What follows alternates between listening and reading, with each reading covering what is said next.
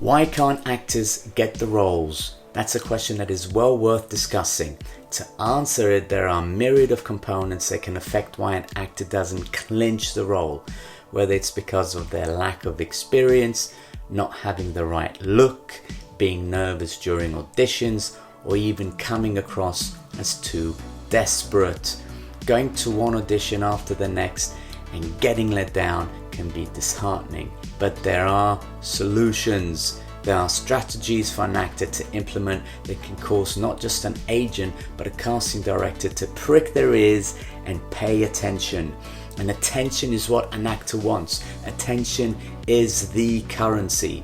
But to do that will require some effort on the actor's part. In fact, a lot of effort. The effort though can be enjoyable and fun if one is ready to make the commitment.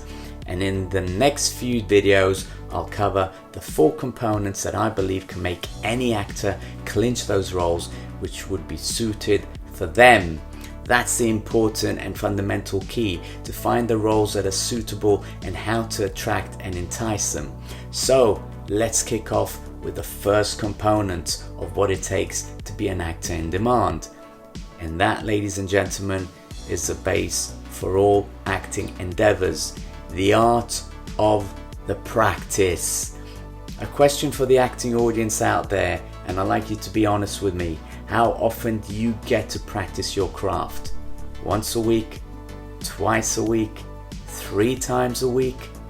The majority of actors who I come across and ask that question don't practice enough.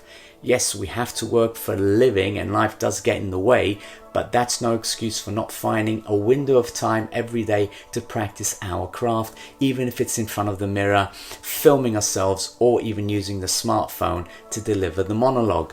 Practicing every day, even if it's just for 5 or 10 minutes, is a muscle that needs exercising, and if we don't work at it, it will atrophy.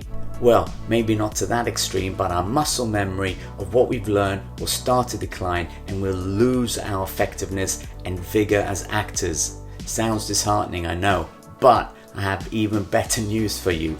Practicing isn't enough.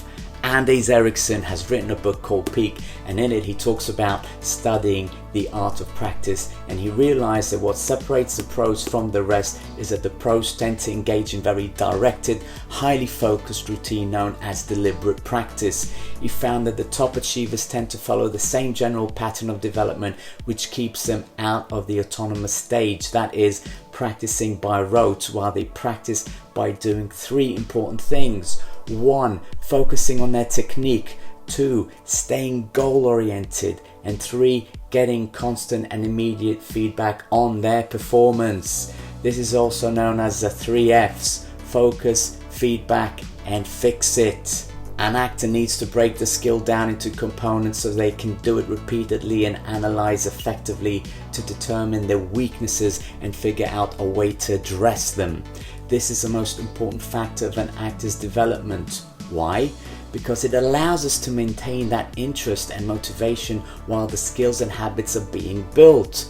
We have to be professional, and that can only happen by practicing our craft each day for as long as we can, exercising it like a muscle, or else we won't be taken seriously. Remember this: what we constantly practice for in private, we will eventually be rewarded for in public. So, actors, go forth and deliberate practice.